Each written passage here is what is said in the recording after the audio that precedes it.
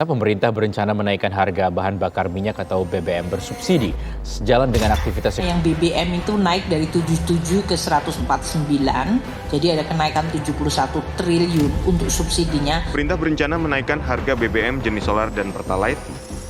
Saat ini pemerintah harus membuat keputusan dalam situasi yang sulit. Pemerintah memutuskan untuk menyesuaikan harga BBM.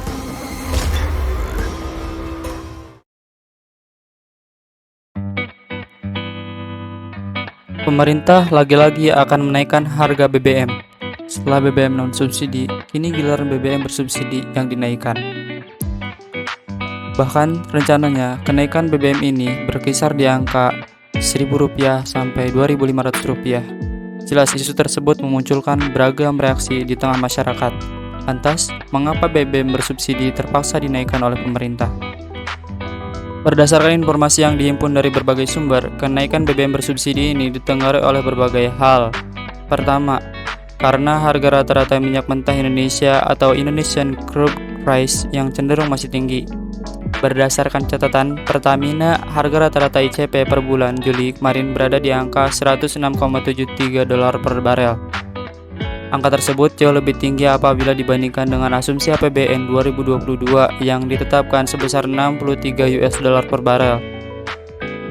Praktis, apabila nilai ICP lebih tinggi, maka beban pemerintah dalam melakukan subsidi akan semakin berat.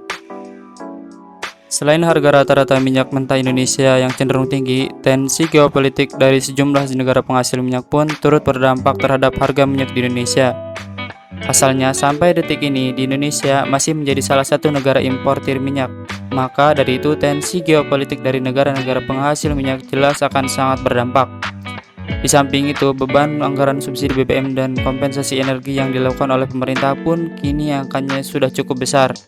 Berdasarkan pernyataan Menteri Keuangan Sri Mulyani Indrawati beberapa waktu lalu, pemerintah kini harus mengalokasikan anggaran untuk subsidi BBM dan kompensasi energi sebesar Rp523 triliun.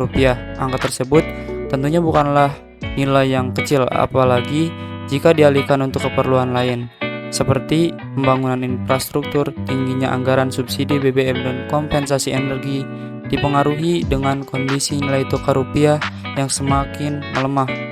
Rabu 31 Agustus 2022, nilai tukar rupiah berada di level Rp14.287 per dolar. Angka itu melemah sebesar 0,05% dari level sebelumnya, yakni Rp14.843 ke dolar AS.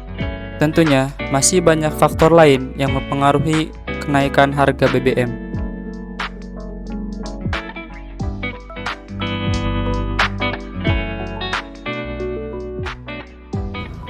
Masyarakat yang kurang mampu, terutama masalah BBM ini. Kalau BBM ini naik, otomatis yang lain pun juga akan naik. Itulah imbasnya, makanya bagi saya secara pribadi ya belum setuju. Tetapi kalau memang pemerintah harus naik, mau tidak mau kita rakyat banyak harus ikut pemerintah. Saya nggak setuju, karena ya kita lihat kembali lagi sama warga kita, rakyat kita, ya kan, kayak Grab, Gojek, ya kerja-kerja kecil lah.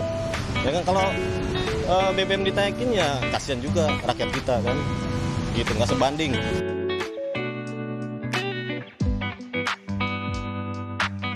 Dampak dari kenaikan harga BBM, berbagai harga kebutuhan bahan pokok mengalami kenaikan. Harga bawang merah kini mencapai kenaikan sebesar Rp5.000 per kilo dan oleh para pedagang dijual Rp35.000. Sedangkan harga cabai rawit merah naik sebesar Rp10.000 per kilo. Begitupun dengan harga semua jenis beras yang rata-rata naik sebesar Rp1.000 per kilo. Menurut para pedagang, kenaikan harga ini terjadi setelah naiknya harga bahan bakar minyak.